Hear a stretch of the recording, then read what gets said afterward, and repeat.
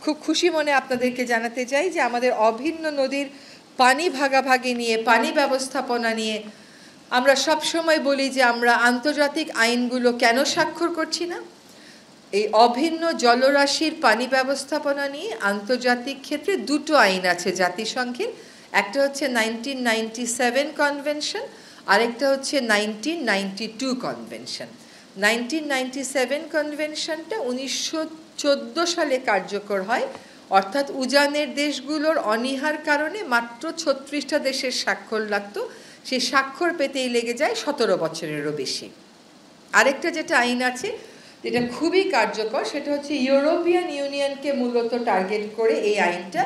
যদিও এটা European ইউনিয়নকে target করে এই আইনটা 1992 সালে, এটা কিন্তু 2016 সালে সকল দেশের জন্যই উন্মুক্ত করে দেয়া হয়েছে এবং এ পর্যন্ত প্রায় 11টি দেশ ইউরোপিয়ান ইউনিয়নের বাইরে এটাকে স্বাক্ষর করেছে।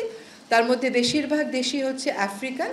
এইটা আজকে আমরা সিদ্ধান্ত নিয়েছি যে এই কনভেনশনটা আমরা অনুস্বাক্ষর করব। এর আগে যত প্রক্রিয়া ছিল, সংশ্লিষ্ট জনদের সাথে আলাপ আলোচনা করা, আন্তঃমন্ত্রণালয়ে আলাপ আলোচনা করা, তারপরে ওই কনভেনশনের সেক্রেটারিয়েট থেকে লোক আসা, সবই আমাদের হয়ে গেছে।